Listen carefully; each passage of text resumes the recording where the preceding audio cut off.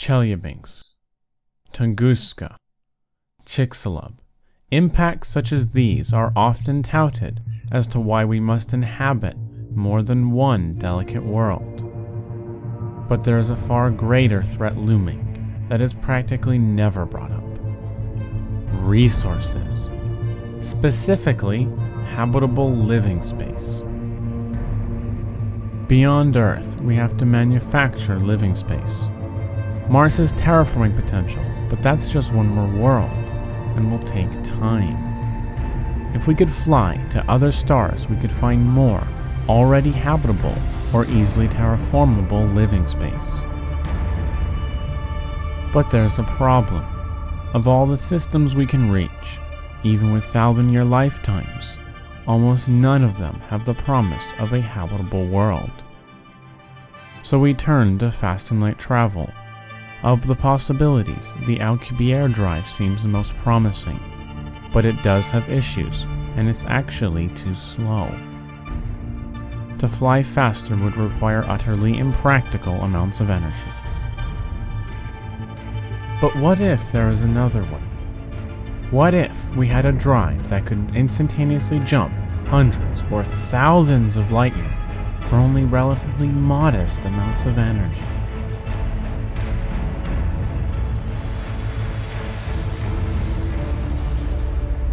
Jump drives are perhaps the first form of fast light propulsion ever thought up. The first to suggest a jump drive was Isaac Asimov in his Foundation series, beginning in 1942. Next was Robert Heinlein's Starman Jones, written in 1953, where a Horst transition was used to travel instantaneously between any flat space-time. That is, any space that with no gravity or only minimal gravity. Even Dune utilized jump drives to traverse around its fictional universe. And more recently, the modern remake of Battlestar Galactica utilized jump drives as well. Jump drives are nice from a storytelling perspective, as they allow the characters to dart to and fro without any loss of time. Instantaneously teleporting starships without needing a technobabble explanation of what happens during the jump is also nice for writers who want to keep their stories as realistic as possible. But enough about why jump drives are nice for fiction writers.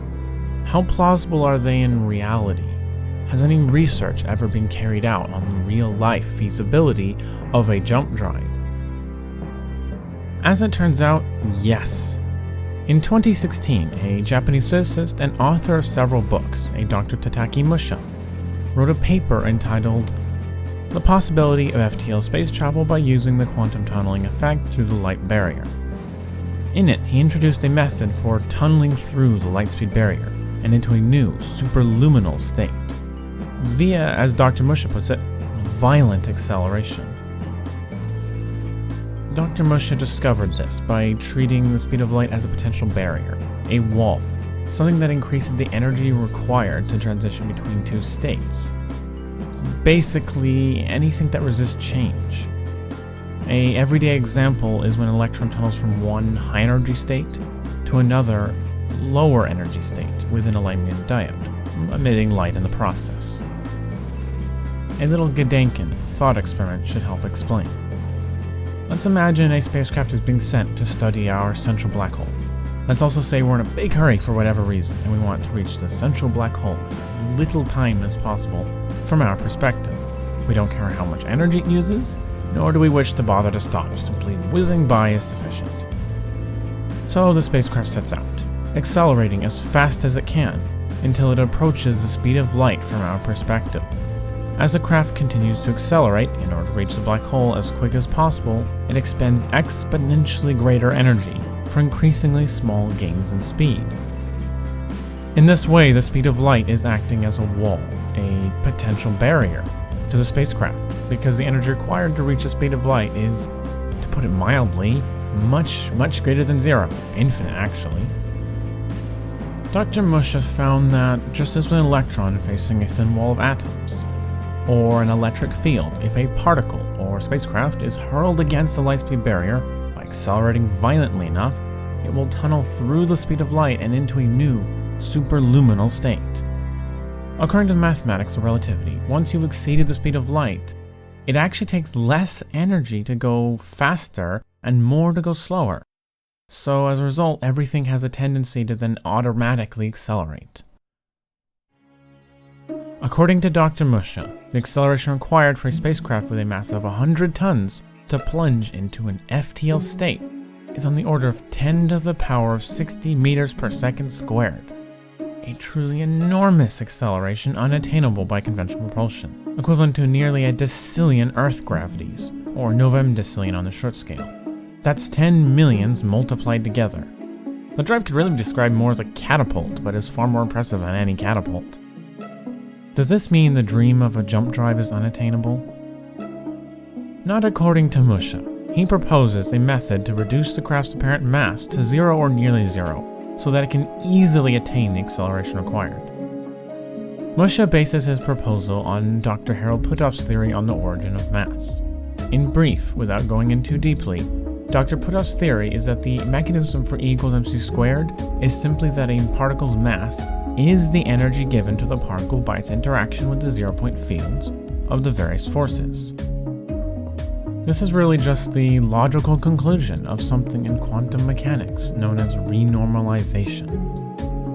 A big word, yes, but renormalization is simply where, in order for particles to have the correct masses in the equations, physicists had to, in effect, fudge the numbers and input lower initial masses, negative in fact, that are increased to their correct values by interaction with the zero-point fields. Rather than viewing this as a mathematical trick to avoid an unwanted problem, Puthoff instead viewed it as a hint of something more fundamental, a clue. From here, he simply proposed a logical extension, that all mass energy is simply a result of the same process. The immensely powerful and energetic strong nuclear force tubes that bind quarks together within protons, neutrons, and other hadrons are fluxes, flows, of the strong nuclear force zero-point field. The energy of these tubes is so great that they are in fact responsible for 99% of the mass of the proton and other hadrons. Remember, E equals mc squared. Therefore, going by Puthoff's theory, this fact that the tubes are fluxes in the strong force zero-point field is in and of itself the mass energy of the proton and all hadrons. From here, Musha suggests that the energy density of the zero-point field surrounding a craft could be reduced until it becomes a kind of negative energy, and that doing so will reduce the craft's mass. When we speak of something possessing negative energy, we mean that, unlike normal positive energies, this something will go faster the more its energy is drained, and slower the more its energy it is given. For comparison, when a normal object, such as a ball, is given energy by throwing it, it speeds up, and when the energy is taken from the ball, by grabbing it, the ball slows. With a negative energy ball, throwing it would slow it down, which would mean that the ball would not move no matter how hard you push. Trying to grab an already moving ball would only cause it to slip away and speed off even faster. Musha notes that there are two main approaches to achieve this. The first is the Casimir effect, whereby the close proximity of two objects, such as metal plates, dampen or cut off zero-point fluctuations with wavelengths longer than the distance between the objects, and therefore any frequencies below a certain value, as the frequency equates to the wavelength.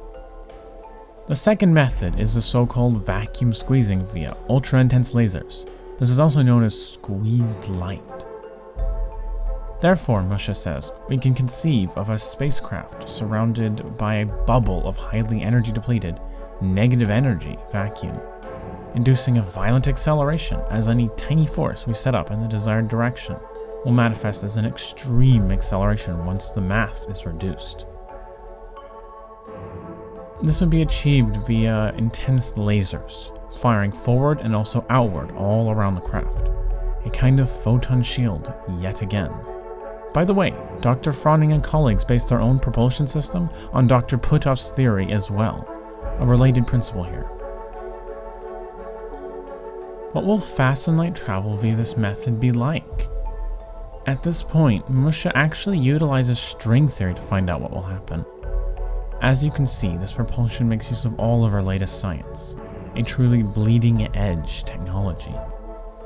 While we won't go into a discussion of what string theory is in this video, there is one important bit of information that is relevant. You see, as Dr. Musha points out, within string theory there is a tachyonic mode for open strings, that is, strings that are not bound to our four-dimensional spacetime, which allows the existence of negative energy as a real independent thing, and leads to an instability of the vacuum of spacetime. What this means for us is that a tachyon is an unstable particle, only able to appear for a very brief moment in empty space. This also means that a spacecraft that has tunneled into a superluminal state must actually rematerialize after a very short amount of time. This answers the problem of how to rematerialize. How far a spacecraft will travel before rematerialization depends on the exact duration of the vacuum pulse around the craft. In this case, that means that a shorter laser pulse equates to a shorter distance, and a longer pulse to a greater distance.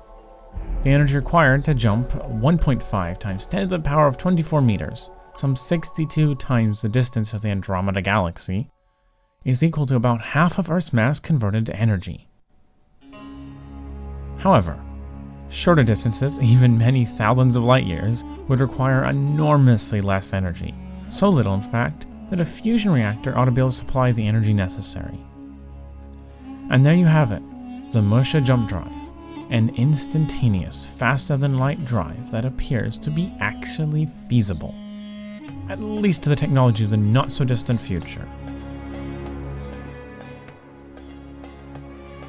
See the video description below for links to all of the technical papers referenced in this video. Even if you don't consider yourself a scientist, just have a peek. It can be surprising how much can be gleaned from even simply skimming a paper. And that concludes this video. Make sure to subscribe and hit the notification bell. And if you want to help support us in making more videos, feel free to head over to Patreon. Even $1 adds up. And that's all, until next time. Thank you, Nathan, for taking the time to record this video. From now on, you can expect videos from both of us. Until then, keep wondering about space.